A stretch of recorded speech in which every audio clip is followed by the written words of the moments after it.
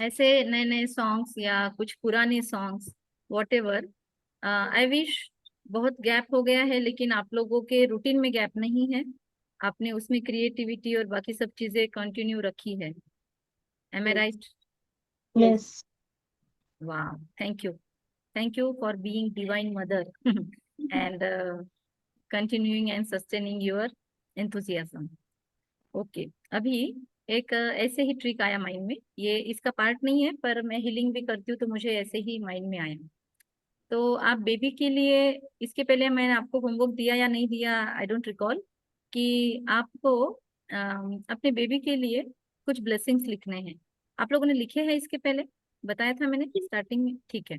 तो आज आप बेबी के लिए, आज कल 2-3 दिन लेना, बेबी के लिए कुछ ब्लेसिंग्स लिखो कि क्या क्या है, होना चाहिए नहीं, उसको ब्लेसिंग्स दे दो कि ऐसा है वैसा है जो भी है।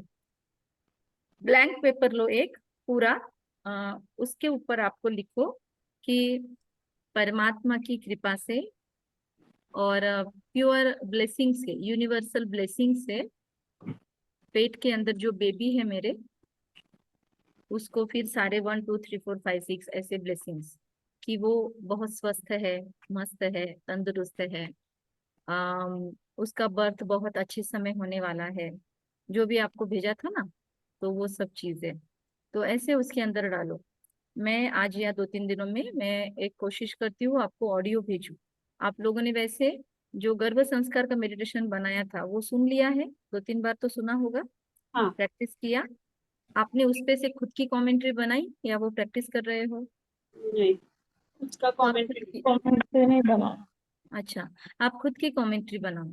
तो उसके वजह से क्या होगा, बहुत, एक सेकंड, उसके वजह से आपको मजा आएगा, और आपकी खुद की होगी तो आप कनेक्ट जल्दी होंगे। आ, तो उसकी वजह से क्या होगा, आपको मजा आएगा, आप खुद की कमेंट्री खुद की आवाज में रिकॉर्ड भी कर सकते हो। तो मेरे पास एक्चुअली मोबाइल का वो शिफ्टिंग हुआ, इसलिए मेरे पास नहीं है वो ऑडियो। रीना आज मिली थी ना आप लोगों से उस दिन, रीना ने बहुत सुंदर कमेंट्री बनाई। मैंने उसको सारे सेशंस में जो जो सुनाया था ना, उसने सबका निचोड़ निकाल के एक बहुत बड़ी कमेंट्री बनाई, लंबी चौड़ी, और बहुत सुंदर थी। लेकिन मुझे लगा बोर तो नहीं लोग होगा, लेकिन मैं ऐसे ही ट्रैवलिंग में थी और उसने रिकॉर्डिंग करके भेजा, तो बहुत लंबा चला, 10 12 15 मिनट का था, लेकिन बहुत सुंदर था। और उसमें सारा कॉम्प्रिहेंसिवली उसने बनाया कि कोई भी नरिशमेंट मिल जाए, मतलब वो हम खुद के लिए भी एक अफर्मेशन बोल कर ले सकते हैं, ऐसे उसने बनाया। बहुत अच्छा बनाया, क्रिएटिव बनाया। लेकिन बाद में वो अलबेली हो गई, उसने दिन बोला ना कि दीदी वो छूट गया, लेकिन बहुत मजा आता था। तो उसने वो बहुत अच्छा गुजारा, 1 1.5 साल तक उसने अच्छे से किया। अभी भी वो वापिस अभी कंटिन्यू किया है, इसलिए उसको जानबूझकर उस दिन मैंने सेशन में बुलाया था, ताकि उसका जो ब्रेक आया है वो फिर से कंटिन्यू करे। तो आप लोगों को इस पे फोकस करना है। अभी डिलीवरी का वक्त तक हम मैनेज कर लेते हैं, उसके बाद बेबी हाथ में आता है, फिर 1 2 महीने आपको आराम मिलता है तो भी आप कर लोगे। उसके बाद जब आप फिर से रूटीन में आओगे, क्योंकि 1 2 महीने के बाद तो आराम खत्म होगा, 2 2.25 महीने के बाद फिर आपको वापस घर में काम भी होगा धीरे धीरे, बेबी बड़ा भी होने लगेगा। फिर उसके बाहर के, अभी तो पेट में है तो बाकी सब चीजें नहीं है, बाहर आने के बाद पॉटी क्लीनिंग, उसको नहलाना, उसका बाकी सब केयर, उसको ध्यान देना, और उसको संभालते हुए फीडिंग करना, और बाद में घर का भी संभालना। तो ऐसे आप ऑक्यूपाइड होने वाले हो, है ना? ये पूरा विजुलाइज कर लो। डरने के लिए नहीं बात है ये बोलने की, लेकिन आपको प्लानिंग करना होगा ना उसका भी। तो उस वक्त भी आप कैसे अपना रूटीन मेंटेन करोगे, उसके साथ चैटिंग भी करनी है, मतलब उसके साथ आपको बातें भी करनी है, उसको आपको फिर से डिवाइन स्वागत करना है, क्योंकि अभी पेट में तो आप स्वागत कर रहे हो, अब प्रैक्टिकली जीवन में होगा तो उसको तो वो फील होना चाहिए कि वही मम्मा है जो रोज स्वागत करती थी। अब तो आ गया वो घर में, तो अब लेना देना नहीं है। जैसे गेस्ट को बुलाया, वेलकम, आओ आओ, और आने के बाद फिर बात करने को फुर्सत नहीं हमको, तो ऐसा नहीं उसको फील होना चाहिए। बहुत सारी मदर्स ऐसे भी करती है ना, कि गर्भ संस्कार कर लिया, सब हो गया, अब बच्चा अच्छा होना चाहिए, हेल्दी होना चाहिए, इसीलिए गर्भ संस्कार करने का इंटेंशन होता है। तो अपना इंटेंशन साफ रखो। ऐसा नहीं कि बस काम हो गया और बात खत्म, तो वैसे नहीं होनी चाहिए। बेबी बाहर आ गया और बात खत्म हो गई गर्भ संस्कार की, नो। वो मैंने आपको पहले भी बताया था, 1.25 2 साल का होने तक आपको ही चांस है, उसके बाद चांस कम होता है, क्योंकि उसके बाद हम उसको नर्सरी में डालते हैं, फिर वो बाहर के बच्चों से मिलता है, फिर वो बाहर की एनर्जी से भी कांटेक्ट में आता है, और फिर धीरे धीरे वो खुद भी बोलने लगता है। तो फिर वो आपके इतनी बातें नहीं सुनेगा, मतलब आपका इन्फ्लुएंस कम होगा। अभी का जो इतना इन्फ्लुएंस होगा आपका, वो ज्यादा होगा। जितना भी आप उसको प्रोग्रामिंग करना चाहो, पॉजिटिव प्रोग्रामिंग, जितना आप उसको इक्विप करना चाहो अच्छे वैल्यूज से, वो अभी समय है आपके पास, पेट के अंदर और पेट के बाहर 2.25 साल तक। ठीक है। तो अभी मैं बार बार ये आपको बता रही हूँ। अब प्रैक्टिकली स्पीकिंग, आप कर रहे हो नहीं कर रहे हो, मैं इस पे कंट्रोल नहीं कर सकती, और ना ही करना चाहिए, और ना ही कर पाऊंगी मैं सिर्फ आपको मैसेज करती रहूंगी। आप कितना रिस्पॉन्ड करते हो उस पे डिपेंड है। अगर आप नहीं करो तो फिर मैं बंद कर दूंगी, क्योंकि दूसरे भी काम होते हैं। तो अगर आप कंटिन्यूस इसमें रिपोर्टिंग करते रहो, मुझे अपडेट करते रहो, तो I will be there for you, right. और अगर आप नहीं करना चाहो तो फिर वो आपकी मर्जी होगी उसके बाद में। डिलीवरी का वक्त जो होता है वो 10-15 दिन, वो भी थोड़े डिफरेंट होते हैं, क्योंकि तब पेन अलग होता है, थोड़ा सा अनइजीनेस होता है। और डिलीवरी के दिन तो 2-3 दिन तो वैसे ही जाते हैं, घबराहट वगैरह सब चीजें होती है। और फिर उसके बाद में और डिफरेंस होता है, थोड़ा फियर भी होता है। तो इन सब चीजों को मैनेज करने के वक्त भी थोड़ा सा हमारा शेड्यूल ऊपर नीचे होता ही है, वो फिक्स है। लेकिन अभी से आपने खुद को जितना ट्रेन किया, वो चीजें आपको उस वक्त काम आएगी। अभी से आपने जितना रिलैक्स कूल रहना सीखा, उतना आप डिलीवरी के वक्त कूल और रिलैक्स रहोगे। शांति से आप डिलीवरी के उस पूरे मोमेंट को, उस पूरे प्रोसीजर को एक्सेप्ट कर पाओगे, और मैनेज भी कर पाओगे। तो अभी से आपको वो प्लानिंग, प्री प्लानिंग करना जरूरी है। कर लो तो बहुत इजी हो जाएगी, बहुत इजी टास्क होगा आपके लिए। मतलब कैसे बेबी हो गया आपको समझेगा भी नहीं, और इतना अच्छे से आपका वो हैप्पीनेस के साथ गुजरेगा। ठीक है ना। तो ये चीज बतानी थी। उसके साथ में ही आपको उस दिन रीना बता रही थी कि हम कुछ मुरली सुनते थे मॉर्निंग में। तो वो परमात्मा के महावाक्य होते हैं, जिसमें असर्टिव सेंटेंसेस होते हैं कि लाइफ को कैसे हमको लीड करना है। तो रोज मॉर्निंग में 7 to 8 हमारा सेशन चलता है, उसके अंदर ये चलता है। तो अभी आपको उस सेशन में तो मैं डायरेक्ट ज्वाइन नहीं कर पाऊंगी, क्योंकि उसके लिए आपको पहले मुझे ट्रेनिंग देना पड़ेगा कि समझना कैसे है। डेली में 4 पेजेस होता है वो, और उसको हम पढ़ते हैं। तो उसमें से आपको जो जो सूट होता है वो आपको एक्सेप्ट करना है, और उस पे आपको चर्निंग करना है। उसके लिए आपको जो मैंने पूरा सेशन सुनाया, उसके अंदर मैंने आपको कर्म फिलोसॉफी समझाया, 84 बर्थ का चार्ट भी आपको दिखाया था मैंने। फिर 4 युगा 5 युगा का कंसेप्ट भी समझाया था, है ना, याद है ना आपको वो सब? ठीक है। तो वो सब भी उसके अंदर आता है, उसी के ऊपर उसमें सेंटेंस आते हैं। प्योर हिंदी में होता है वो, लेकिन कुछ कुछ हिंदी वर्ड्स वो 7 डेज के कोर्स के ऊपर आता है। तो इसीलिए आपने वो समझा है तो आपको वो वर्ड समझ जाते हैं। जैसे स्वदर्शन चक्र ये शब्द आएगा, तो आप क्या समझोगे उसमें से? तो वो जो सतयुगा, गोल्डन एज, उसके बाद सिल्वर एज, उसके बाद कॉपर एज, उसके बाद आयरन एज, और उसके बाद कॉन्फ्लुएंस एज, डायमंड एज। मतलब सोल की एनर्जी इस दुनिया में आने के बाद कैसी कैसी थी, कैसे हम आने के तुरंत बाद प्रतीक्षा, आप थोड़ा रिलैक्स बैठो, थोड़ा अनइजी हो ऐसे लग रहा है मुझे, तो आप थोड़ा टेका लेके लंबे पैर करके बैठ जाओ, और थोड़ा सा अपने से दूर रख लो, वो किसी पिलो गिलो पे मोबाइल को टिका दो ऐसे, है ना। ठीक है, एकदम स्ट्रेट मत बैठो, तीनों भी आप लोग रिलैक्स बैठो। फिर गोल्डन एज में हम कैसे थे, तो ये हमारे लाइफ की हिस्ट्री है, आपकी मेरी हर एक की, जिन्होंने इस दुनिया में अच्छाई का रास्ता अपनाया है, और जो वैल्यू बेस्ड लाइफ जीते आए हैं अभी तक, और आगे भी जिनकी इंटेंसिटी है, इंटेंशंस है कि हम अच्छे से वैल्यू बेस्ड लाइफ जिए, उनकी वो जर्नी है। जो लोग थोड़े माल प्रैक्टिसेस करते हैं, शॉर्टकट लेते हैं, या कॉम्प्रोमाइज करते हैं वैल्यूज के साथ, उनके लिए वो स्टोरी नहीं है। उनके बर्थ बहुत कम होते हैं दुनिया में आने के बाद। लेकिन दुनिया में आने के बाद जो वैल्यूज को नहीं छोड़ते लास्ट जन्म तक, उनके लिए वो स्टोरी है। तो स्टोरी नहीं, मतलब वो उनका हिस्ट्री है। तो हमारा हिस्ट्री है वो, कि पहले इसमें गोल्डन एज में हमारी खुद की सिचुएशंस और हमारे माइंडसेट क्या थे, कैसे हम एक दूसरे के साथ मिलजुल कर रहते थे, कैसे हमारा आपसी प्यार बहुत अच्छा था, कैसे हम अंडरस्टैंडिंग से, मैच्योरिटी से चलते थे। फिर कैसे हमारे अंदर एक थोड़ा सा बॉडी कॉन्शियसनेस आया, ईगो थोड़ा सा हमारे लाइफ में इंक्लूड हुआ, और मैं दूसरों से स्मार्ट, मैं दूसरों से अच्छा, ये मैं थोड़ा सा उभर कर आया। तो हमारी दो वैल्यूज घट गई, और हम 16 कला से हम 14 कला हो गए थे, है ना। ये वो जो मैंने चक्र समझाया था आपको, याद है आपको, या मैं दिखाऊं पिक्चर? पिक्चर याद है? दिखाओ दिखाओ मैम एक बार। दिखाती हूँ, सीढ़ी और वो चक्र दोनों दिखाती हूँ। तो मेनली उस पिक्चर में से हमको ये कंसेप्ट समझना है कि हम बेसिकली क्या थे। और क्यों समझना है? क्योंकि इसलिए समझना है कि हम बेसिकली वो थे ही। तो अगर हम कोई चीज थे तो वापस करने में कोई मुश्किल नहीं होती है। अगर हमको कोई चीज नए से करनी है तो थोड़ी सी मेहनत लेनी होती है। तो इसीलिए ये बात मैं बोल रही हूँ आपको कि हम ओरिजिनली अच्छे ही थे और बहुत वैल्यूज थे हमारे अंदर।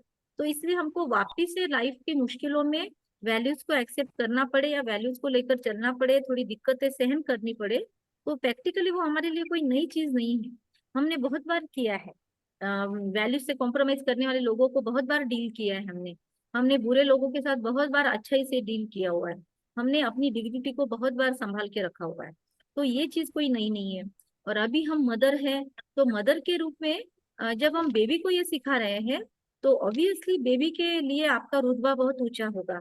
क्योंकि उसकी मदर अगर इतनी एम्पावर्ड है, उसकी मगर मदर अगर अपने लाइफ में इतना इन्हेंस करती है, तो उसके लिए बहुत इजी हो जाता है। क्योंकि उसको बस देखना है, फॉलो करना है, उसको खुद से नया कुछ नहीं करना है। और अगर मदर ही खुद स्ट्रगल में है, तो फिर बेबी को दिक्कत जाती है, फिर वो दुनिया से सीखने की कोशिश करता है। बेबी की खुद की भी कुछ क्वालिटी होती है। माँ में अगर कुछ नहीं है तो भी बेबी खुद के रिजॉल्व को, खुद के संस्कारों को रिवील करता ही है। लेकिन माँ में अगर है तो फिर हम बेबी को थोड़ा सा इजी माहौल दे देते हैं। ये हमारा कंट्रीब्यूशन होता है। तो ये पिक्चर मैंने इसके लिए शेयर किया कि अगर मेडिटेशन में आप बैठते हो तो आपको सुप्रीम सोल से हमेशा कनेक्ट करना है। क्योंकि मेडिटेशन मतलब breathing, relaxation, this is not only meditation, ये मेडिटेशन का प्रिपरेशन है। डीप ब्रीदिंग, रिलैक्सेशन, माइंडफुलनेस, किसी चीज के पास कंसंट्रेट करना, कोई चीज पे फोकस करना, एकाग्रता, ये सारी चीजें मेडिटेशन का प्रिपरेशन है ना। एक चीज होती है जैसे आपको फूड बनाना है तो आप प्रिपेयर करते हो, सारे इंग्रेडिएंट्स कंटेंट्स आप ले लेते हो अपने पास, और उसके बाद आप छोकना और वो सब चीजें शुरू करते हो, लास्ट में आपका फाइनल प्रोडक्ट बनता है। तो प्रिपरेशन भी जरूरी है और फिर बाद में का प्रोसेस भी जरूरी है। लेकिन जब वो चीज पकती है और फिर उसमें सब चीजें मिक्स होती है, तब वो परिपक्वता उसमें आती है, तब वो चीज बन के रेडी होती है। तो ऐसे ही कच्चा पक्का नहीं परोस सकते। वैसे ही मेडिटेशन में स्टेप बाय स्टेप जाना होता है, लेकिन सब लोग नहीं सिखाते हैं ये। अब मैं उसी चीज में काम कर रही हूँ 1992 से, इसीलिए मैं ये थोड़ा शेयर करती हूँ और बिंदास शेयर करती हूँ। तो यहाँ पर मैं इसलिए आपको ये शेयर कर रही हूँ कि हम डीप ब्रीदिंग सीख लिया, रिलैक्सेशन सीख लिया, बॉडी को रिलैक्स कर लिया। अब डीप ब्रीदिंग क्यों किया, उसका रीजन सुनो। डीप ब्रीदिंग करने से क्या हुआ, हम मेडिटेशन में बैठने के पहले बहुत कुछ कर रहे थे, घर में, बाहर, ऑफिस में। तो हमारा माइंड और हमारा इंटेलेक्ट, बुद्धि और मन, हमारे दोनों एंगेज थे जो भी हम कर रहे थे उसमें। तो उसी का इम्प्रेशन हमारे सबकॉन्शियस पे भी आ गया। क्योंकि लंबा समय जिस चीज के साथ रहेंगे वो चीज इम्पैक्ट करेगी। तो सबकॉन्शियस पे वो चीजों का इम्पैक्ट है। तो अभी हम मेडिटेशन में बैठे साइलेंस में, और अभी हम शांत हो गए एकदम, बात नहीं कर रहे हैं, कुछ काम नहीं कर रहे हैं। तो अब माइंड रिलैक्स हो रहा है, तो अब आप क्या करोगे? आपके सबकॉन्शियस से आपको पिक्चर्स दिखाई देंगे, क्योंकि आपकी बुद्धि जो है वो पिक्चर दिखाती है और मन पिक्चर के हिसाब से ट्रैवलिंग करता है। तो अब सबसे पहले आपका जो ब्रेन है, आपका जो, सॉरी ब्रेन नहीं, आपका जो इंटेलेक्ट है, जो ब्रेन के अंदर काम करता है, तो इंटेलेक्ट, आपकी बुद्धि आपको कौन सा पिक्चर दिखाएगी? आप पहली बार शांत होके बैठ गए मेडिटेशन के लिए, तो आपको पिक्चर्स क्या दिखाई देंगे? बताओ आप लोग।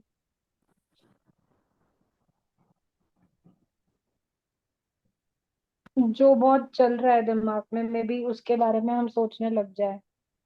हाँ, और फ्यूचर में भी जा सकते हैं, पास्ट में भी जा सकते हैं। Very good, very good, accurate बोला। और अंकिता का क्या इनपुट है? मैम एक्चुअली मैंने गुरु नाम किया है, तो ऐसे जो हमको मेडिटेशन सिखाया था तो उसमें वैसा ही कि वो जो उनका पिक्चर है उसी पे कॉन्सेंट्रेट करो। तो यूजुअली फिर वही पिक्चर अभी मेरे तो दिमाग में वही आता है, उनका ही पिक्चर आता है। अच्छा, गुरु जी का पिक्चर आता है। हाँ। ठीक है। और गोदावरी? मुझे अब मेडिटेशन की प्रैक्टिस है ना मैम, तो मतलब मेरा कैसा है ना कि कभी भी मेडिटेट मतलब ध्यान लग जाता है। मतलब बैठने के बाद ऐसे बहुत बहुत दिनों से मुझे ऐसे होता है कि ऑटोमेटिक कनेक्ट कनेक्ट हो जाती हूँ मैं, वेरी गुड। जैसे किसी से बात नहीं कुछ नहीं। Very good. आप तीनों में से एक केस अलग है, क्योंकि गोदावरी पहले से मेडिटेशन करती थी, उसके बाद उसका शादी हुआ। एक्चुअली मेरा गोदावरी पहले सरेंडर होना चाहती थी, वो अपना लाइफ देना चाहती थी, मतलब स्पिरिचुअल सर्विसेज के लिए। लेकिन फिर उसको बाद में ध्यान में आया कि शायद मैं नहीं कर पाऊंगी कोप अप, तो मैं दुनिया में रहकर ही वो सेवा करूंगी। तो फिर उसने शादी किया, और अब शादी के बाद फिर बेबी को वो नर्चरिंग कर रही है। तो उसने ऐसा लाइफ चूज किया, तो इसीलिए उसको दोनों भी एक्सपीरियंस है अभी, है ना, तो इसके लिए उसका एक्सपीरियंस डिफरेंस है। तो आप लोगों ने राइट बताया, दोनों भी अपने अपनी शेयरिंग किया। लेकिन जैसे प्रतीक्षा ने बताया, तो माइंड में जनरली हमारे वही आएगा। जनरली आप, अंकिता ने कहा कि मैं लाती हूँ क्योंकि सिखाया गया है, लेकिन जनरली क्या आएगा, अगर आप लाओ नहीं तो आपने हम्म। पहले क्या क्या किया हुआ है वो आएगा, है ना। और हम्म। पांचों कर्मेंद्रियों से, 5 ऑर्गन सेंसेस से हमने क्या किया है, हमने क्या सूंघा है, हमने आंखों से क्या देख के रखा है तब तक पूरे दिन भर में, जब हम मेडिटेशन को बैठे उसके पहले हमने न्यूज में क्या सुना है, कानों से हमारे अंदर क्या क्या इंफॉर्मेशन गई है, हमने कौन सी चीजों को टच किया है, क्या चीज खाई है, हमारे पेट में क्या गया है, ये सारी चीजें, ये सेंस ऑर्गन से हमने फील की हुई है ना। तो सबसे पहले हमको उसी का विजुअल होगा जो हमने रिसेंट किया। समझो अभी मैं भाग दौड़ कर आई हूँ रास्ते से और मैं मेडिटेशन को बैठी हूँ, तो मुझे सबसे पहले रोड दिखाई देगा, पेड़ दिखाई देंगे, किसके साथ में आई थी वो सब दिखाई देगा, उस रास्ते में क्या स्ट्रगल था वो दिखाई देगा, एवरीथिंग, देर हो गई हो तो वो दिखाई देगा। तो ऐसे सारे विजुअल्स आएंगे। तो सेंस ऑर्गन से हमने क्या किया है वही चीजें हमको मेडिटेशन के पहले फेज में दिखाई देगी।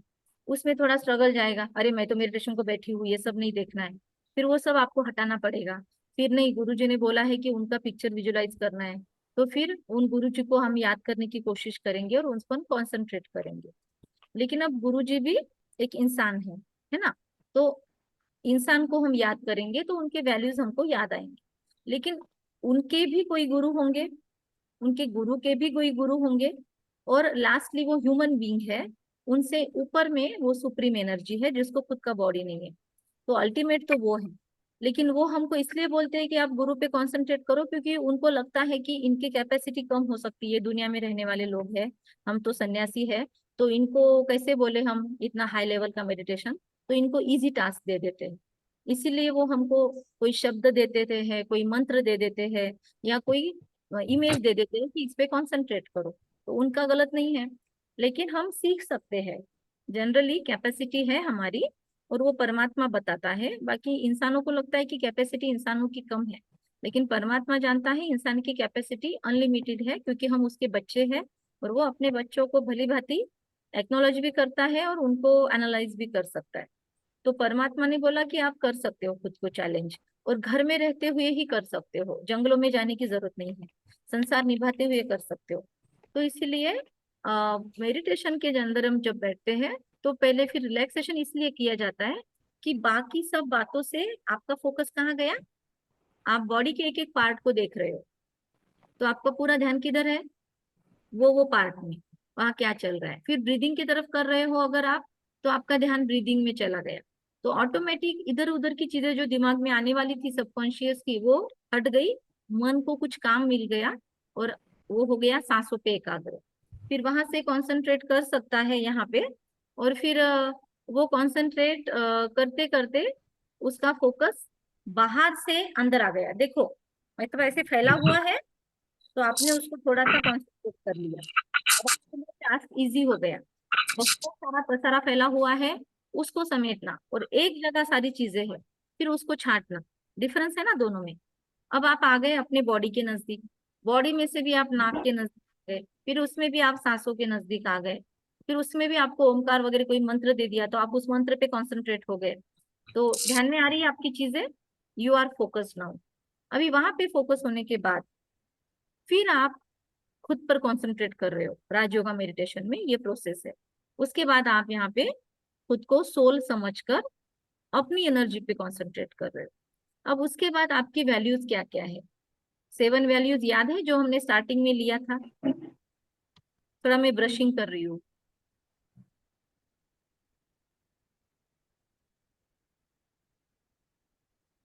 क्या क्या थे सोल की रिक्वायरमेंट? क्या हमको पसंद है? देखो याद है आपको कि जैसे शांति, पीस, आई गेस। शांति, ओके, शांति, peace, knowledge, love, love, happiness, very good, और पावर, पीस। हाँ, पावर। और प्यूरिटी, ट्रांसपेरेंसी, प्यूरिटी, और शुद्धता, है ना? शक्ति, सुख, शांति, प्रेम, आनंद, पवित्रता, ज्ञान, शक्ति, विज्ञान। उसके साथ अगर आप कनेक्ट करो, आपको कलर्स बताए ना हर एक इसके, हाँ, तो थोड़ा सा मुझे रिवाइज करो। अगर मैं शक्ति बोलूं तो कौन सा कलर आता है माइंड में?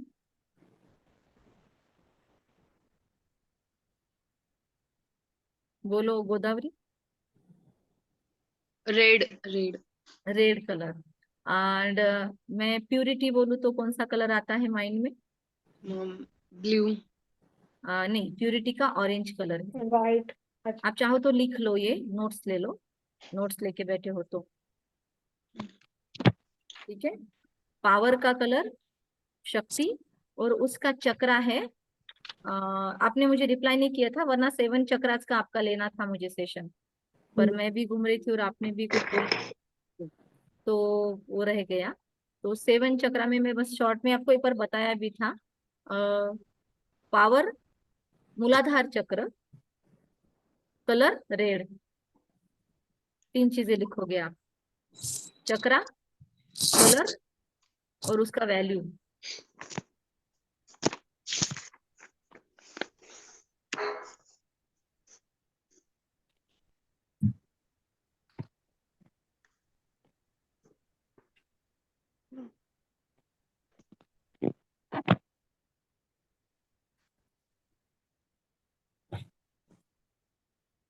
चक्रा, कलर, वैल्यू, 3 कॉलम बने। उसके आगे भी 1-2 कॉलम के लिए स्कोप रखना, अगर हो गया तो लेंगे। चक्रा है मूलाधार चक्रा, ये बेस चक्रा होता है, नीचे होता है हमारे स्पाइनल कॉर्ड के एंड में। मूलाधार चक्रा, इसका कलर है रेड,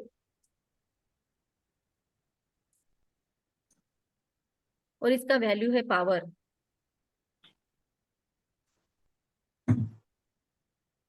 तो जब हम पावरलेस फील करते हैं, जब हमको एनर्जी लो फील होती है, जब हमको थोड़ा सा कमजोरी फील होती है, उस वक्त हमारा ये चक्रा बिगड़ा हुआ होता है, उस वक्त हमें ये एनर्जी कम होती है। तो उस वक्त अगर हम मेडिटेशन करें कि मैं बहुत पावरफुल एनर्जी हूँ, ये एफर्मेशन अगर आप उसके सामने लिख लो कि मैं बहुत पावरफुल एनर्जी हूँ, तो इसको कंटिन्यूअस आप प्रैक्टिस करो थोड़ा देर, तो आपका वो चक्रा हील हो जाता है और वो एक्टिवेट हो जाता है। चौथे कॉलम में एफर्मेशन लिख लिया आपने। फिर दूसरा चक्रा, नीचे से ऊपर 2 नंबर, स्वादिष्ठान चक्रा, जिसको कलर है ऑरेंज, और जिसका वैल्यू है प्यूरिटी, सात्विकता, शुद्धता। अगर आपको अनइजी फील हो रहा है, आपको फील हो रहा है कुछ ना कुछ आपके अंदर गंदगी आ गई है आपके थॉट्स में, या आपको अच्छा नहीं फील हो रहा है, लोगों के साथ में कनेक्शन अच्छा नहीं फील हो रहा है, तो प्योरिटी की एनर्जी आप अगर उस टाइम फील करो कि मैं बहुत शुद्ध और पवित्र आत्मा हूँ, मेरे अंदर बहुत ट्रांसपेरेंसी है, मैं बहुत क्रिस्टल क्लियर क्लैरिटी से रहती हूँ, मैं सबके साथ, मेरे साथ सबके रिलेशन और सबके मेरे साथ रिलेशन बहुत अच्छे हैं, ट्रांसपेरेंट है, उसमें सात्विकता है, शुद्धता है, गंदगी मेरे स्वभाव की, संस्कार की क्लीन हो गई है, डीक्लटर करना चाहती हूँ मैं खुद को, तो मैं प्योर एनर्जी हूँ। ये सारे एफर्मेशंस उसमें काम आएंगे। कलर है ऑरेंज। नीचे से तीसरा है आपका मणिपुर चक्रा।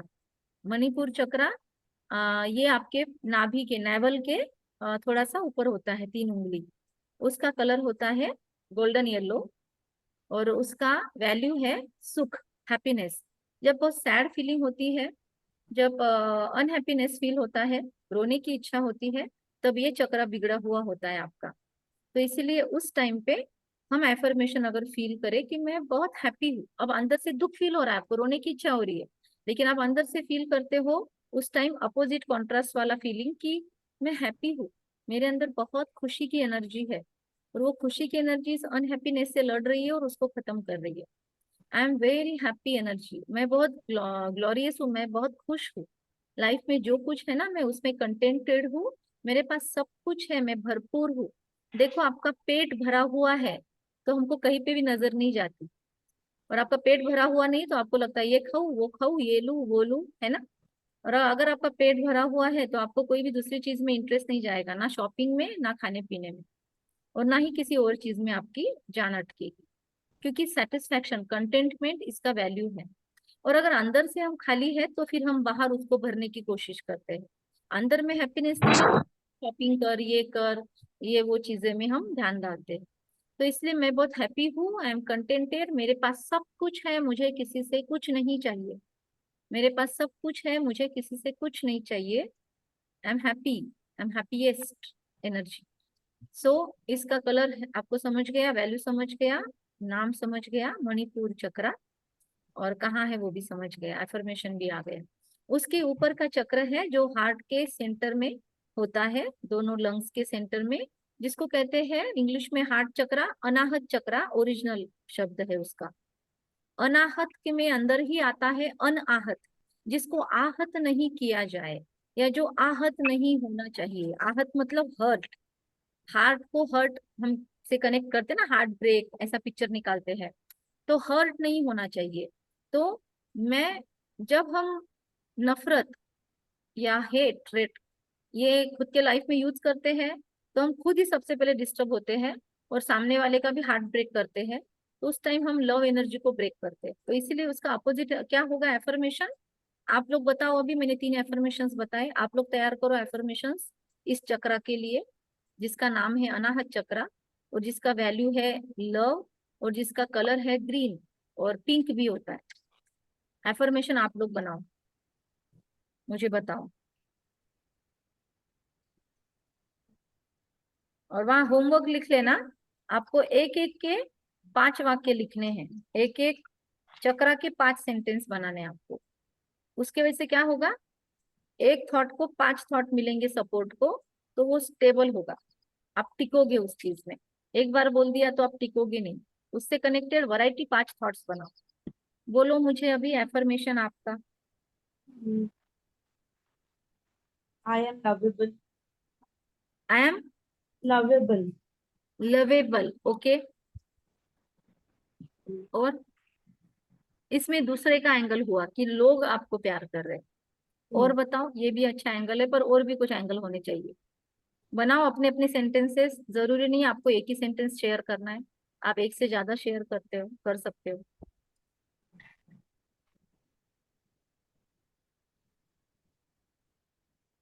आप बोलो, मैं उस पर कॉन्सेंट्रेट करूंगी, उस इंफॉर्मेशन।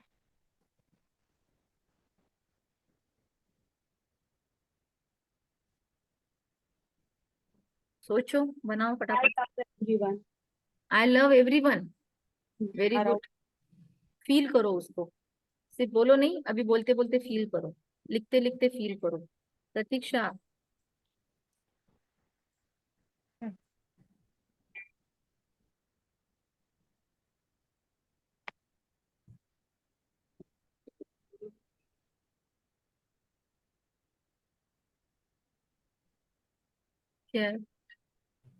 I am waiting.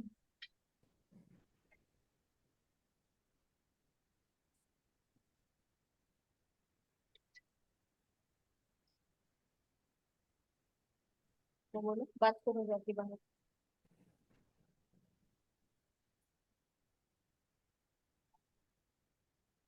बोलो, आई एम वेटिंग। गोदावरी आप शेयर कर सकते हो। प्रतीक्षा से एक्सपेक्टेशन था मुझे, तो एक बार प्रतीक्षा शेयर करे तो अच्छा होगा, क्योंकि गोदावरी के पास बहुत सारे हैं। मैम यही I like everyone, I love everyone, यही होगा ना? नहीं, ये हेटरेट का नहीं होगा, ऑपोजिट इसके सिवाय भी बहुत कुछ हो सकता है। लव। लव पे मैं आधे स्प्रेड। आधे घंटे का कमेंट्री देती हूँ, तो उसमें कितने सारे सेंटेंसेस होते हैं। सो ये होगा, लेकिन इसके अलावा भी और हो सकता है। सोचो, एक्सप्लोर करो अपने माइंड को। उसके वजह से ना आप मेडिटेशन सीखोगे, खुद का कमेंट्री बनाना। मैं आई एम चाहती हूँ। लव, आई एम हाँ, field with love. I am field with love, very good. I am field with love, मेरे अंदर बहुत सारा प्यार भरा हुआ है। Very good. 3 सेंटेंसेस तैयार कर लिए अंकिता ने। तो अंकिता कम से कम ये 3 सेंटेंस अगर धीरे धीरे बोले, तो वो 5 मिनट इस थॉट में स्टेबल हो सकती है, तो उसका हार्ट चक्र एक्टिवेट हो सकता है। प्रतीक्षा, तुम्हारा एक्टिवेट करो अभी।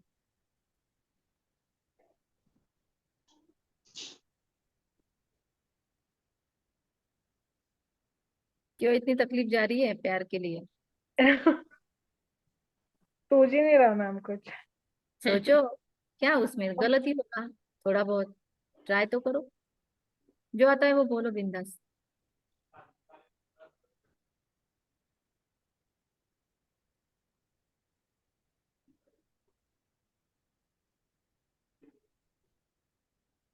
आई am giving birth to a lovely baby. Hmm. फिर और, चलो गोदावरी बोलो। I am a lovable soul and spread everywhere love. Okay, वो रिपीट हो गया, अंकिता ने बोल दिया, आपको नया बनाना पड़ेगा। और बोलो।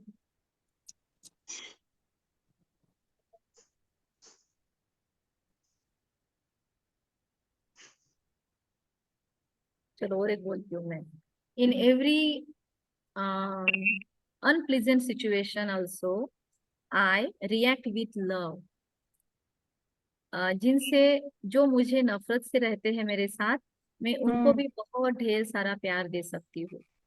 I am full of unconditional love. I love everyone unconditionally. लिख लो ये सारे सेंटेंस, ऐसे सेंटेंस आप बना सकते हो। अपने लिमिट्स तोड़ो, उसके बाहर जाओ, आपको सेंटेंस मिलेंगे। I am surrounded with loving people. My family is full of love. I am sharing loving relationship with everyone in my family, in my surrounding. My neighbors are very much lovely. My parents are lovely. I am sharing love with each and everyone. Nature is very loving. I am receiving love from the nature, and uh, I am sending love energy to nature. जैसे अभी मैं गई थी ऊटी वगैरह घूमने, तो जहां जहां मैं बैठी ना, तो वहां वहां मैंने बस फील किया कुछ देर बैठ के कि मैं सुप्रीम लव के सागर से, प्यार के सागर से, ओशन ऑफ लव से बहुत सारा प्यार मुझ में ले रही हूँ। ग्रीन कलर की एनर्जी, पिंक कलर की एनर्जी, एंड मुझसे बहुत सारा अनकंडीशनल लव इन सारी पहाड़ियों को, इस ऊटी की हर एक वादी को जा रही है। लोगों ने और मैंने भी किसी जन्मों में इसको बहुत गंदा किया है, इसका सिर्फ यूज किया है, इसका सिर्फ उपभोग किया है। कितनी गंदगी डाली है पानी में, कितना माइंड के प्रदूषण से इसको प्रदूषित किया है। तो अभी मैं इसको बहुत सारी लव की एनर्जी भेजती हूँ। मैंने न जाने कितनी बार कितने लोगों से झगड़े किए होंगे, न जाने कितने कौन से जन्मों में युद्धों में पार्टिसिपेट किया होगा, आक्रमण किए होंगे। तो मैंने बहुत सारी हेट्रेड फैलाई होंगी दुनिया में। तो मेरी ये हेट की एनर्जी वातावरण में फैली होगी। तो मैं अभी उस दूषित हवा को फिर से लव की एनर्जी से शुद्ध करती हूँ। मेरे अंदर से बहुत सारी लव की एनर्जी इस पूरे प्रकृति में फैल रही है, इन पहाड़ियों में फैल रही है। इसको लोग सिर्फ देखने आते हैं, इसका वो सिर्फ लोग क्या कहते हैं, मतलब खुद के लिए यहाँ पर आते हैं, खुद को खुश करने के लिए। लेकिन इनको कोई देख के कभी जाता है क्या? तो मेरे तरफ से इनको बहुत प्यार, बहुत लव, बहुत रिस्पेक्ट जा रहा है कि आपने हमको बहुत कुछ दिया। I love you, I am thank you. So इस फीलिंग से भी आप कहीं पर आउटिंग पे जाके एनर्जी रेडिएट कर सकते हो। सो कैन यू, मतलब, are you getting, are you with me? So ऐसे भी आप सोच सकते हो बियॉन्ड द लिमिट जाके, और आप ऐसे भी सेंटेंस बना सकते हो कि I am spreading loveful energy. मैं लव बिलव्ड हूँ, मुझे सब प्यार करते हैं और मैं सबको प्यार करती हूँ। ठीक है? सो 5 तो बने नहीं किसी के भी, 3 बने सिर्फ अंकिता के। तो मुझे आपके 5-5 सेंटेंसेस हर एक वैल्यू पे चाहिए। होमवर्क बड़ा लगे कुछ भी लगे पर मुझे चाहिए, ठीक है। और आप ग्रुप में शेयर करोगे, बड़े वाले ग्रुप में। आ, कहाँ तक आए हम? पावर, अनाहत नाश, पावर, प्यूरिटी, उसके बाद हैप्पीनेस, कंटेंट। Love, right. अभी उसके ऊपर वाला है, गले के पास होता है थ्रोट चक्रा, उसका ओरिजिनल नेम है विशुद्धि चक्र।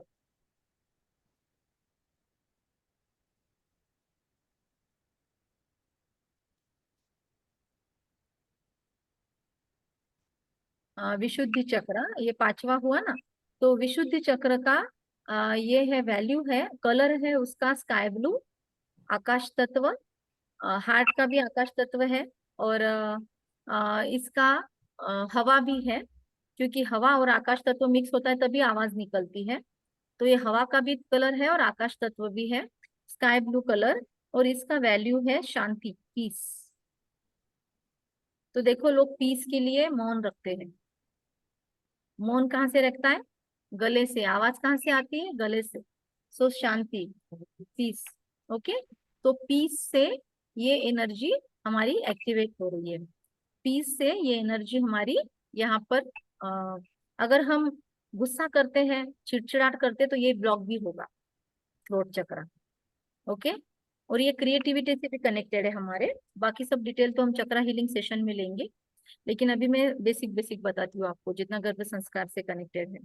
तो पीस की एनर्जी और इसका वैल्यू है शांति। तो शांति से कनेक्टेड एफर्मेशंस आप लोग बनाएंगे। बनाओ, अभी इसको सुनाओ और बाद में बनाओ। अभी सुनाओगे, आपको समय चाहिए? I am peace, I am peaceful. Okay. I live in a peaceful environment, I live in a peaceful environment, okay, and I create peaceful environment. आप अगर बनाओ तो Yes. लोग भी रहेंगे ना फिर पीसफुल एनवायरनमेंट में। आप रहोगे क्योंकि दूसरों ने बनाया, पर आप बनाओगे तो दूसरों के लिए भी अवेलेबल करके दोगे। सो ऐसा सोचो, सिर्फ खुद के लिए नहीं, थोड़ा ब्रॉड करो खुद को, कि सिर्फ खुद के लिए नहीं, मेरे इससे दूसरों को भी फायदा हो। तो आपकी सोच जैसे ब्रॉड होगी, आपके अंदर से निकलेगा। और बताओ गोदावरी। मैं एक पीसफुल आत्मा हूँ और मेरे से पीसफुल एनर्जी एनवायरनमेंट में स्प्रेड हो रही, फैल रही। ओके। प्रतीक्षा। Mm, I want my baby to be peaceful. नहीं, वांट नहीं, my baby is peaceful and I am peaceful, yeah. To him. अभी वांट कुछ नहीं, अभी जो चाहिए वो भेजो, और जो चाहिए वो है ऐसा फील करो, है ना। वांट बोला तो उसका पोजीशन होगा। Correct. Okay. So feel that, मतलब अंडरस्टैंड दैट। फिर उसके बाद में ऐसे आपको बनाना है, 5-5 बनाना है कंपल्सरी, है सबको। और जो पहले डालेगा उसको पहली प्रायोरिटी मिलेगी, फिर दूसरे उसका कॉपी, दूसरे ने बनाया भी होगा खुद का तो फिर दूसरे को चेंज करके और डालना पड़ेगा, ठीक है। तो ये चैलेंज है। तो सबसे पहले कौन डालता है वो देख लो। फिर उसके ऊपर वाला चक्र है 6 चक्रा, जो होता है यहाँ पे हमारे दोनों आईब्रोज के सेंटर में, और here forehead, centre of forehead. तो वहां पर है अगला चक्र, जिसको कहते हैं आज्ञा चक्र या आज्ञा चक्र, जिसको थर्ड आई चक्र भी बोलते हैं, जहाँ पे हम तिलक लगाते हैं, जहाँ पे हम बिंदी लगाते हैं, जहाँ पे हम भाग्य दिखाते हैं। तो ये हमारा एकदम मेन मेन सोर्स है, जहाँ पे सोल भी रहती है बॉडी में। आपके बच्चे का सोल भी उसके बॉडी में यहाँ पे है, और आपके शरीर में आपका सोल यहाँ पे है। Getting me? तो ये आपको बेबी को जानबूझकर ये गर्भ संस्कार में समझाना है, क्योंकि वो बॉडी नहीं है, वो सोल है। अगर वो खुद को सोल समझे तो वो बहुत पावरफुली अपने लाइफ को लीड करेगा। अगर वो खुद को शरीर समझेगा तो वो शरीर के डेकोरेशन में, शरीर के ही रिलेटेड चीजों में जाएगा। लेकिन अगर वो खुद को सोल अच्छे से समझ लेगा अभी गर्भ संस्कार में, तो वो पूरे लाइफ के अंदर सोल के एनहांसमेंट पे काम करेगा। तो फिर उसको वैल्यूज, और अच्छी चीजें एक्सेप्ट करना इजी रहेगा।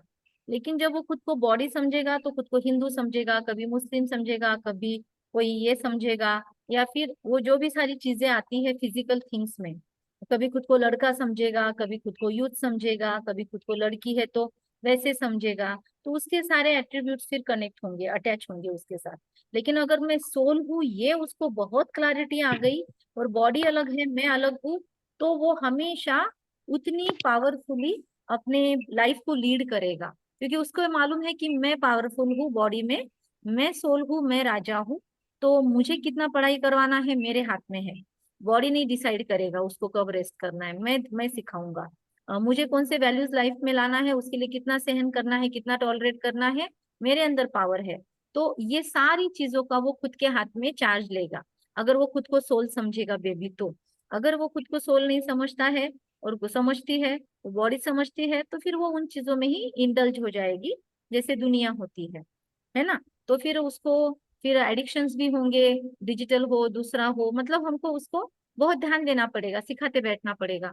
लेकिन उसका खुद का क्लैरिटी है, तो फिर उसको इतना हमको मेहनत नहीं करनी पड़ेगी, क्योंकि उसको खुद का जर्नी पता है, सोल का एनर्जी खुद को पता है, सोल का खुद को अवेयरनेस है। तो वो लाइफ का पर्पस लेके ही आई है ना सोल, तो उस पर्पस को हमेशा याद रख के बराबर भागेगा, दौड़ेगा, उसके पीछे हमको नहीं लगना पड़ेगा। लेकिन अगर उसका पर्पस क्लियर नहीं है, उसका फोकस क्लियर नहीं है, तो फिर हमको उस पर बहुत मेहनत करनी पड़ेगी, और कभी फिर हम हार भी जाते हैं। तो गेटिंग माई पॉइंट। तो इसीलिए सोल की प्रैक्टिस आपकी अच्छी होगी तो बच्चे की भी अच्छी होगी।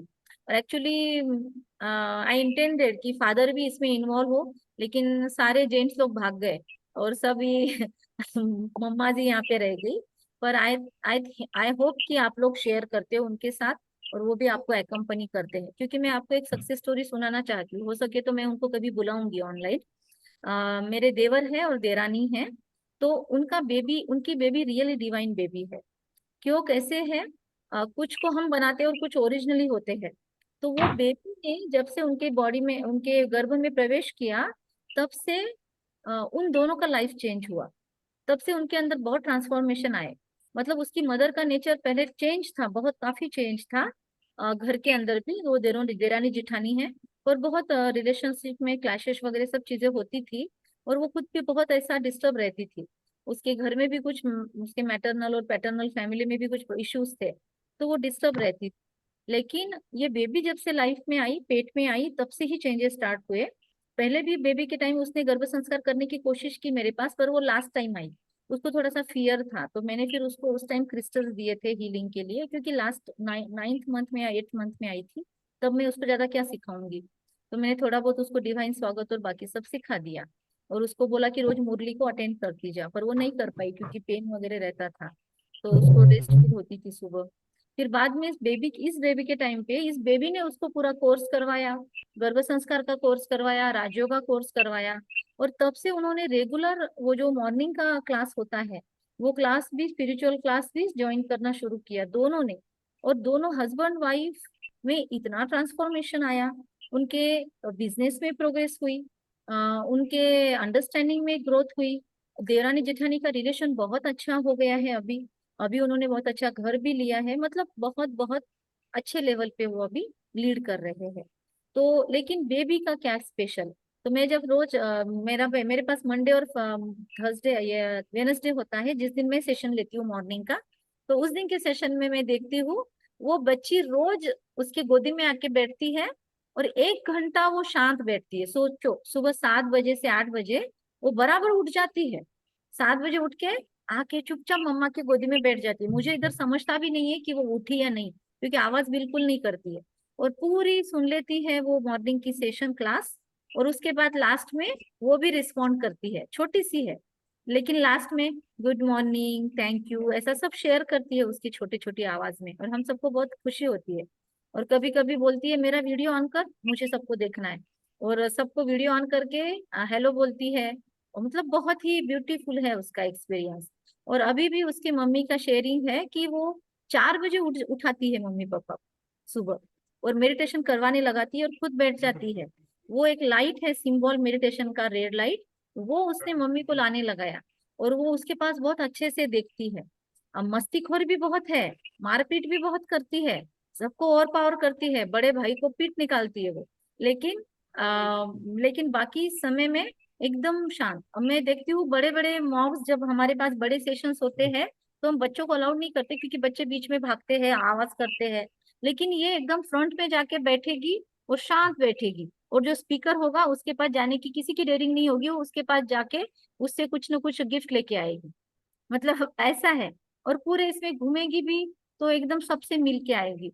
और पापा पे बहुत उसका ये है, क्योंकि उसके पापा ने बहुत ज्यादा उसको ये किया है, रोज सुनाया है। रोज एफर्मेशंस मम्मी से ज्यादा पापा सुनाते थे, पेट पे हाथ रख के या कान लगा के ऐसे। तो बहुत अच्छा इम्प्रूवमेंट हमने उनमें देखा। जो कपल मिल के करते हैं ना काम, तो बहुत ही डिफरेंस आता है। तो इसलिए आप अपने हस्बैंड्स को जितना पॉसिबल है उनकी कितनी अंडरस्टैंडिंग है, कितना कनेक्ट करते हैं वो इससे, तो उनको आप देखो आपके हिसाब से, ठीक है। उसके बाद ये हुआ सोल की बात हमारी चल रही थी। तो यहाँ पर हमारा अब ये जो चक्र है, और इसके बाद का चक्र है सहस्त्रार चक्र, जो यहाँ पर होता है। तो ये दो चक्र जो है ना, वो कोई 5 एलिमेंट से कनेक्ट नहीं करते। इनको 5 तत्व और सेंस ऑर्गन्स कुछ डिस्टर्ब नहीं कर सकते, और उनपे इंफ्लुएंस भी नहीं डाल सकते। बाकी जो 5 चक्र है इसके साथ 5 सेंसेस और 5 एलिमेंट भी कनेक्ट होते हैं। जैसे स्वादिष्ठान चक्र जल तत्व से कनेक्टेड है। रक्त, जल, हमारे शरीर के अंदर का खून, ये सब स्वादिष्ठान चक्र से कनेक्टेड है। ब्लड का कनेक्शन मूलाधार चक्र से है। मूलाधार का चक्र का कनेक्शन आपके शरीर के हड्डियों के साथ में भी है। हार्ट चक्र का कनेक्शन आपके ब्लड के साथ है, वायु एनर्जी के तत्व के साथ में भी है, और मूलाधार चक्र का कनेक्शन पृथ्वी तत्व के साथ में भी है, अर्थ, अर्थ का एनर्जी। उसके बाद मूलाधार चक्र का कनेक्शन आपके मदर के साथ आपके रिश्ते कैसे है उसके साथ में भी है। सहस्त्रार चक्र का कनेक्शन आपके फादर के साथ आप कैसे टर्म्स पे हो उससे कनेक्टेड है। फादर के साथ आपका रिलेशन अच्छा नहीं है तो ये चक्र बिगड़ा हुआ है। मदर के साथ आपकी नहीं बनती है तो आपका मूलाधार चक्र बिगड़ता है। फिर मदर में सास, मदर इन लॉ भी आती है, फादर में फादर इन लॉ भी आते हैं और बड़े भी आते हैं हमारे। तो उनके ब्लेसिंग्स हमारे ऊपर है तो सहस्त्रार चक्र एक्टिव होता है। जो भी मदरली फिगर है हमारे लाइफ में, उनसे हमारा मूलाधार चक्र कनेक्टेड होता है। हार्ट चक्र, फिर ये जो चक्र है इसके साथ मैंने बताया वायु तत्व भी है और आकाश तत्व भी कनेक्टेड है। तो 5 तत्व अलग अलग इससे कनेक्टेड है। पेट का जो चक्र है हमारा, जिसको क्या बोला हमने, मणिपुर चक्र। मणिपुर चक्र अग्नि तत्व से कनेक्टेड है। एसिडिटी आपके शरीर में, आपका खाना पचना नहीं पचना, ये सब चीजें मूलाधार चक्र के बैलेंस अनबैलेंस होने पे डिपेंड करता है। और बेबी कहाँ पे है आपका, कौन से चक्रों के पास है?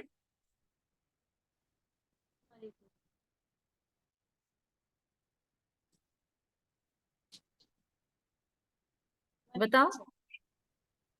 मणिपुरा। मणिपुर में नहीं है, मणिपुर ऊपर होता है। स्वादिष्ठान। स्वादिष्ठान। स्वादिष्ठान और मूलाधार चक्र, इसीलिए ऑरेंज कलर और रेड कलर ये बेबी से ज्यादा कनेक्ट करते हैं, प्यूरिटी। और इसीलिए मैंने आप लोगों का उस दिन जो कपल का सेशन लिया था, कि मैंने जो आप लोगों को बताया था कि आपको आपस में कैसे रहना है, क्योंकि शुद्धता का बहुत इफेक्ट होता है बच्चे की ग्रोथ पर, बच्चे की इमोशनल हेल्थ पर, और बच्चों की स्पिरिचुअल ग्रोथ पर।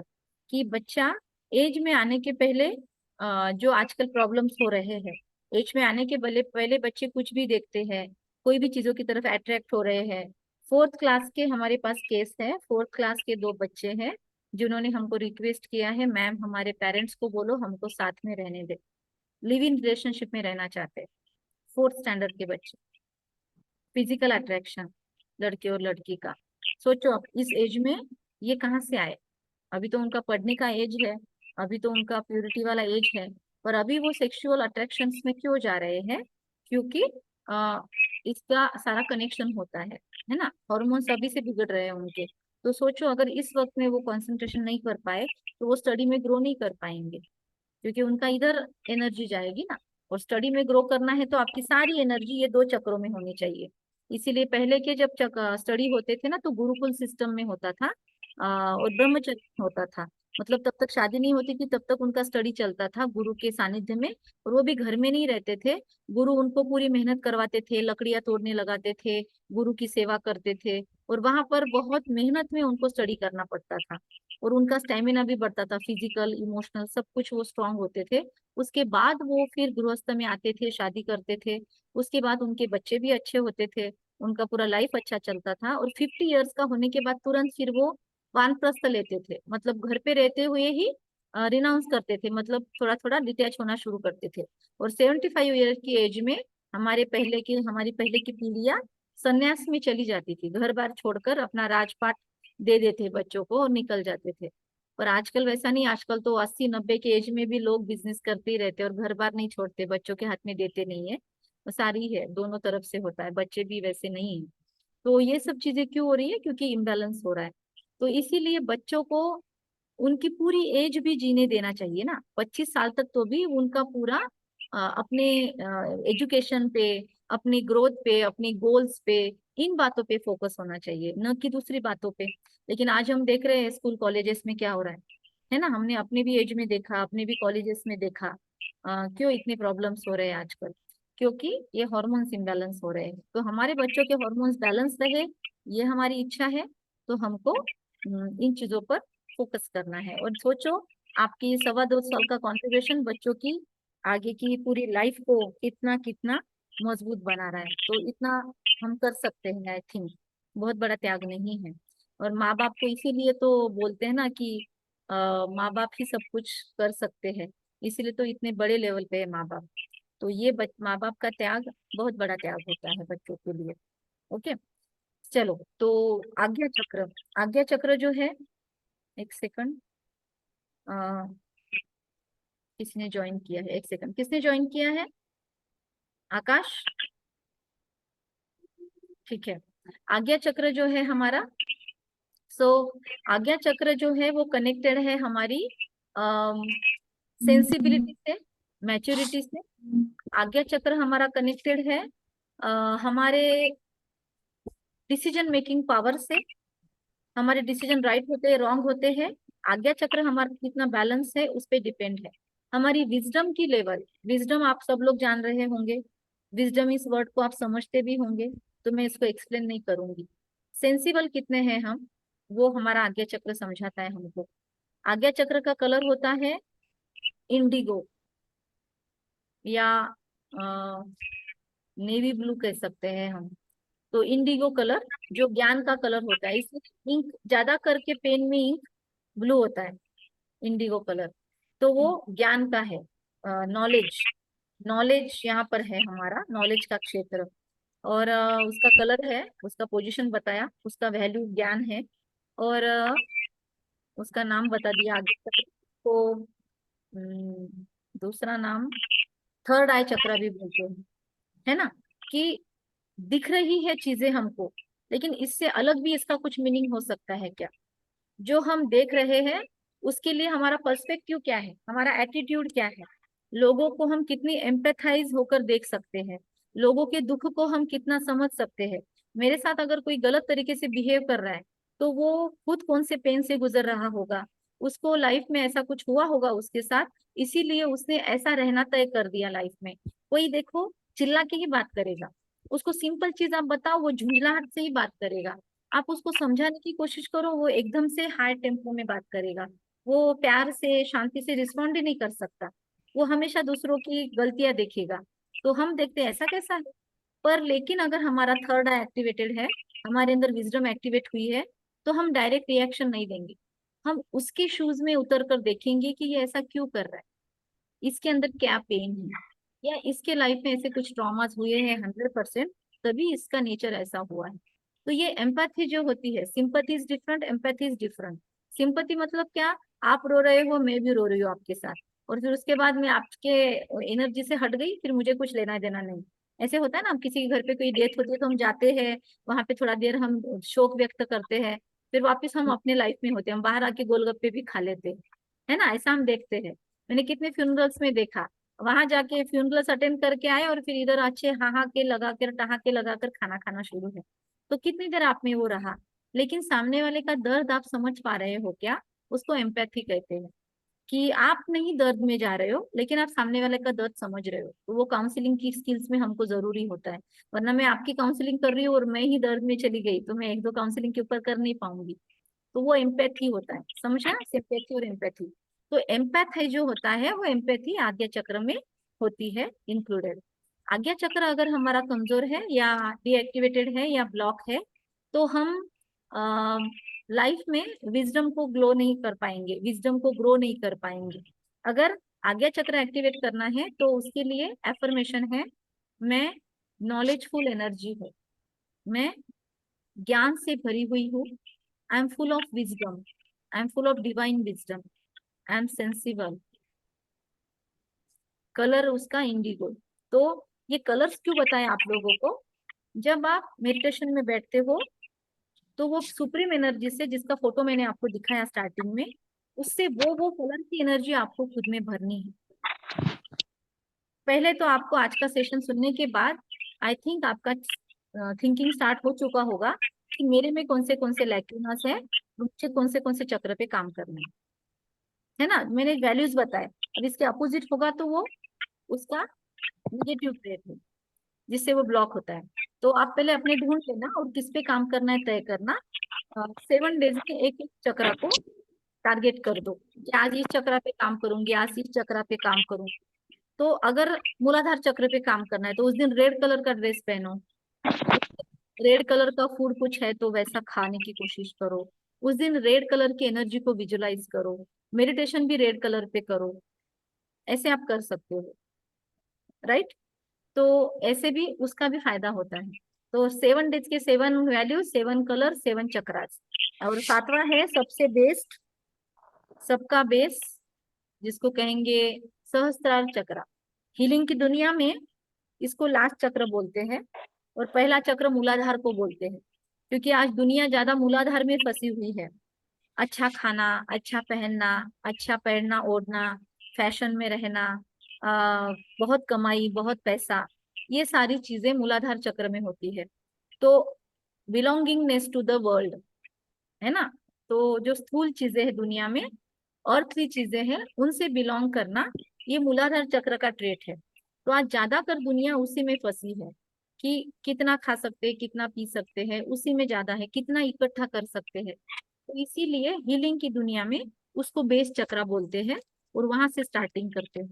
पर प्रैक्टिकली स्पिरिचुअलिटी में आपको एनर्जी जो मिलेगी वो एनर्जी आपको ऊपर से आएगी। आपको सहस्त्रार चक्र से उसको कैच करना है और फिर स्पाइनल कॉर्ड में से वो चक्रा में से एनर्जी फ्लो होगी, सारे चक्रा में से, और पूरे बॉडी में स्प्रेड होगी और फिर अर्थ पे जाएगी और फिर अर्थ की एनर्जी फिर से ऊपर आएगी, वो ऊपर जाएगी, फिर से ऊपर से नीचे, ऐसे पूरा स्कैनिंग के आप रोटेशंस कर सकते हो। तो बहुत डीप में मैंने आपको आज चक्रा का बेसिक कहो लेकिन फिर भी अच्छे से समझाने की कोशिश की है। सहस्त्रार चक्र का वैल्यू है आनंद, bliss. Anand and bliss are different from happiness. Happiness एक टेम्पररी फेज हो सकता है, आनंद टेम्पररी फेज नहीं होता है। मुझे अच्छा खाने को मिला, अच्छा पहनने को ड्रेस मिला, किसी ने मुझे बर्थडे पे अच्छा गिफ्ट किया, then also I am happy. लेकिन मेरा बर्थडे है, किसी ने मुझे विश भी नहीं किया, फिर भी मैं बहुत खुश हूँ। मैं लोगों की खुशी देखकर भी अंदर से बहुत मेरी खुशी हो रही है, मुझे फील, मैं बस ऐसे ही बैठी हूँ पर मुझे बहुत अंदर से एनर्जेटिक फील हो रहा है।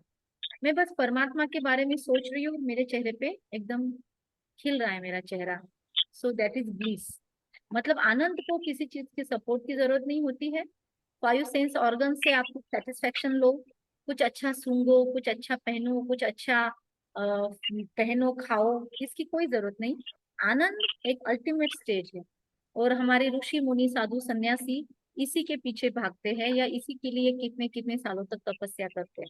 तो इसका मीनिंग ये नहीं हम घर में रह के ब्लिस नहीं फील कर सकते, हम कर सकते हैं वो ब्लिस फील।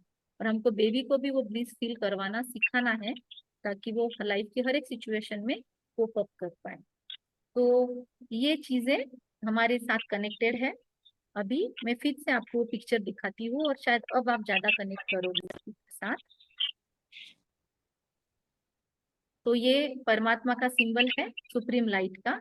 और अब सबसे मेन चीज, इंपॉर्टेंट इंफॉर्मेशन आपको देनी है कि ये जो सातों एनर्जी है, इन सातों एनर्जी का ये सोर्स है, इन सातों एनर्जी का ये सोर्स है। मतलब आपको सातों एनर्जी अगर चाहिए तो ये इनसे मिलेगी। अब ये रेड कलर में दिखते हैं, ऑरेंज कलर में दिखते हैं, क्योंकि ये बहुत पावरफुल है और इनमें प्यूरिटी भर भर के है। लेकिन आप इनसे सारे भी कलर्स ले सकते हो। और एक टिप कि अगर आपको कोई भी कलर नहीं फील होता तो सिर्फ व्हाइट कलर ले लो। व्हाइट कलर में सातों कलर मिक्स है।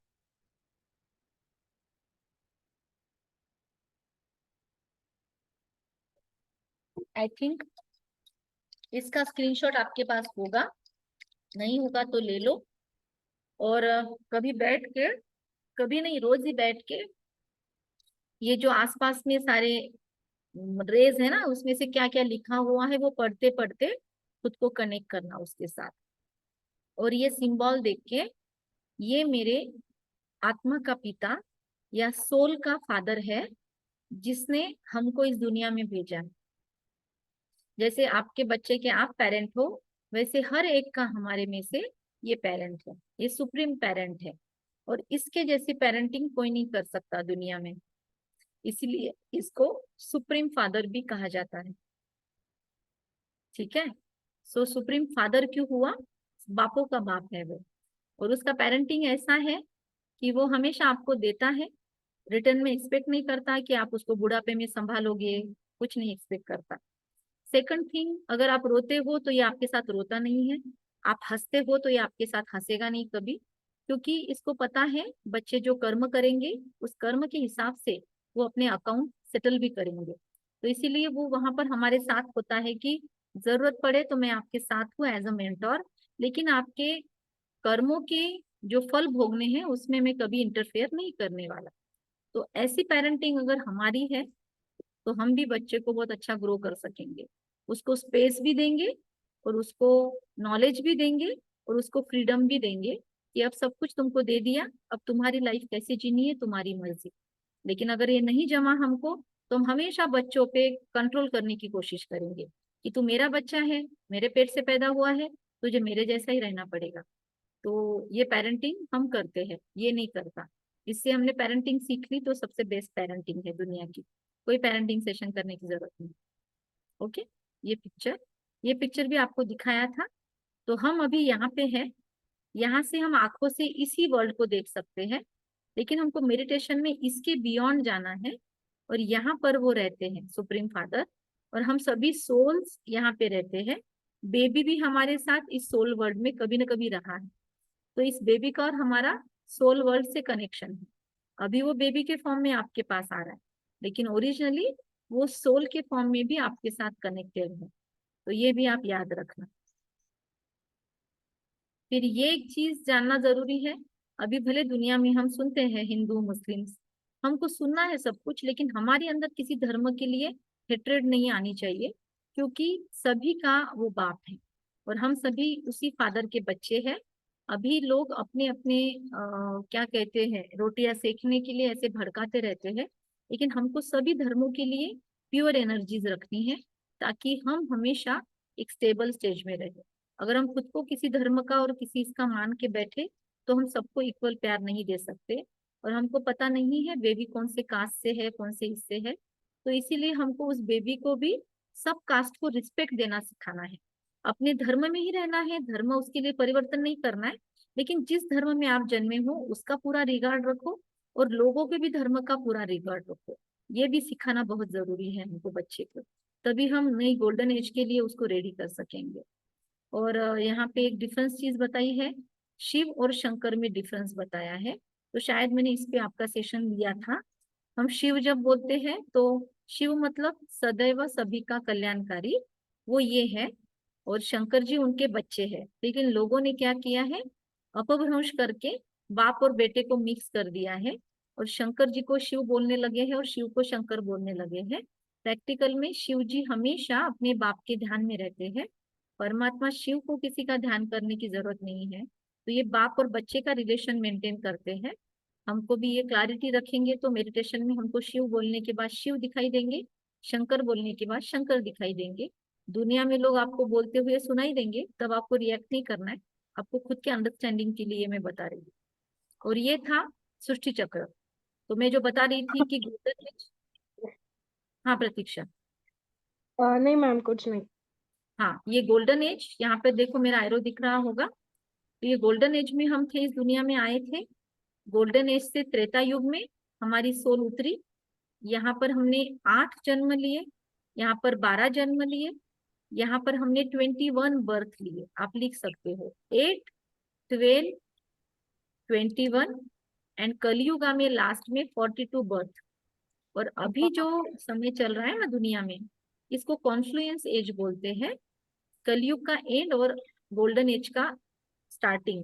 तो अभी की दुनिया में आपको दोनों टाइप के लोग मिलेंगे। एकदम बुरे से बुरे भी लोग मिलेंगे जो इंसानों को भी मार कर खा लेते हैं, और अच्छे से अच्छे लोग भी मिलेंगे जो खुद की लाइफ पूरी सरेंडर कर देते हैं दुनिया की सेवा के लिए। ऐसे भी एनजीओज और ऐसे भी सोशल वर्कर आपको जेन्युइन वाले मिल जाएंगे। और ऐसे भी लोग मिलेंगे जो खुद के स्वार्थ के लिए कोई भी लिमिट क्रॉस कर लेते हैं। क्यों ऐसे कॉन्ट्रास्ट है दुनिया में? क्योंकि कलयुग की एंड है और गोल्डन एज की शुरुआत है। तो कलयुग के क्वालिटी वाले लोग भी मिलते हैं और गोल्डन एज की क्वालिटी वाले भी मिलते हैं। आपके लिए खुशखबरी ये है कि आप और आपके बेबी ये गोल्डन एज वाली एनर्जी है। क्योंकि उसके अलावा ये जो कोर्स आपने कंप्लीट किया है, ये कोर्स कोई भी कंप्लीट नहीं कर सकते हैं। मैंने बहुत लोगों को देखा, अप्रोच करते हैं लेकिन पूरा कोर्स कंप्लीट नहीं कर सकते। कांटेक्ट करते हैं और उनके 9 महीने निकल भी जाते हैं, पर वो कोर्स नहीं कंप्लीट कर सकते हैं। आपने पूरा कोर्स भी, दूसरा भी काउंसलिंग वाला कोर्स भी कंप्लीट किया, और राजयोग का भी काफी कोर्स आपने कंप्लीट किया। इसमें से जो नहीं समझा वो मैं फिर से 1-2 बार आपका सेशन लेके समझा दूंगी आपको। मुरली क्या होती है वो समझा दूंगी, फिर आप उसमें से कुछ कुछ पॉइंट्स रोज समझ सकते हो डेली स्टडी के लिए। वो डेली स्टडी आपको रोज करनी है, उससे आपको बहुत फायदा होगा। आज काफी समय हो गया है, तो मुझे लगता है इतना ही आपकी कैपेसिटी होगी। अगर आप सुन सकते हो तो मैं 15 मिनट और सुनाऊं, अदरवाइज 1.5 घंटा या सवा घंटा हो चुका है। तो आप मुझे बताओ अब तक जो समझाया वो पूरा समझा या ओवरडोज हुआ है? पूरा समझा? Yes ma'am. ठीक है। अब आज में जितना समझाया है मैंने, उस पे कुछ क्वेश्चंस है तो पहले वो पूछो, फिर मैं आगे बढ़ूंगी। मैम आपने लास्ट वाले का कलर नहीं बताया, लास्ट चक्र जो था। हाँ, उस चक्रा का कलर हाँ है मजेंटा। मजेंटा कलर या फिर पर्पल जो होता है ना, हाँ। पर्पल शेड, जामुन का शेड। ओके। तो वो वाला जो पर्पल होता है, ब्लैकिश नहीं, वो अंदर वाला जो होता है वो वाला शेड, मजेंटा कलर। वो दिखता है, कभी नहीं दिखता है जनरली, दिखे तो अच्छी बात है। जैसे मेरे ड्रेस में है ना ऊपर का शेड, ये। ऐसे। ठीक है। अभी इसका क्या है एफर्मेशन? तो मैं, I am full of bliss, मैं आनंद से भरपूर हूँ और मेरे पास सब कुछ है, मुझे किसी से कुछ नहीं चाहिए। I M contented. मैं इतनी भरी हुई हूँ कि मैं ओवरफ्लो होती हूँ।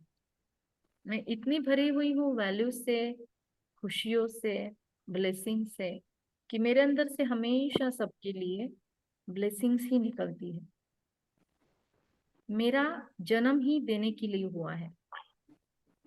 सारे रिश्तों को फील करो, आपके जो जो रिश्ते हैं, नजदीक के, दूर के, अच्छे बुरे, सारे रिश्तों में मेरे तरफ से बहुत सारी ब्लेसिंग्स रेडिएट हो रही है। हर किसी को मुझसे खुशियां ही महसूस हो रही है। Everyone is happy in my surrounding। मेरे कनेक्शन में आने वाली हर एक एनर्जी खुश होती है, अपने जीवन के दुख दर्द भूल जाती है। मैं इतनी ब्लिसफुल हूँ। और मेरे जितने भी रिश्ते हैं ना मेरे सामने, सबके पिक्चर में देख रही हूँ, सबके चेहरे देख रही हूँ। इन सब को मुझे अब आज से देना है। मेरे इन लॉज है या मेरे मैटरनल पैटर्नल फैमिली है, मुझे इन सबको सिर्फ देना है, हस्बैंड को देना है, बेबी को देना है, सबको सिर्फ देना है। मुझे इन सब से कुछ भी नहीं चाहिए, मुझे उन सब से कुछ भी लेने की अपेक्षा नहीं है।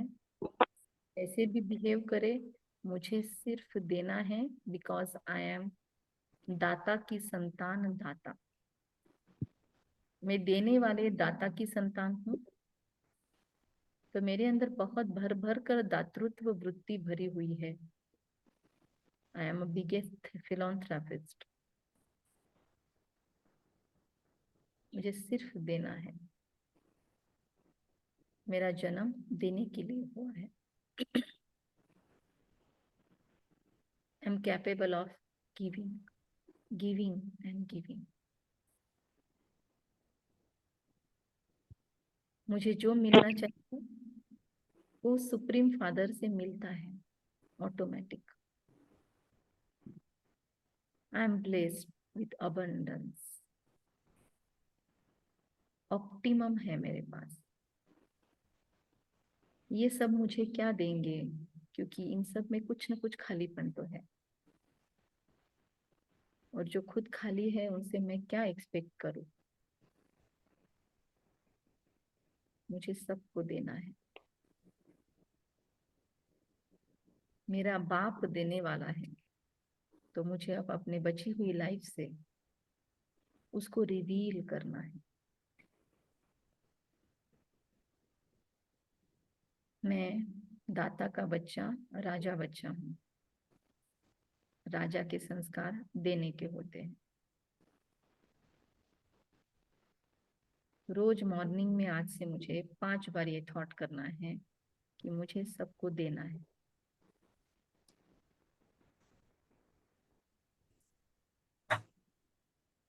ओम शांति शांति शांति। Thank you. ओके, आपके सबके इनपुट सभी मैं दूंगी आज के सेशन पे। आपके कुछ क्वेश्चन है तो आप शेयर करो।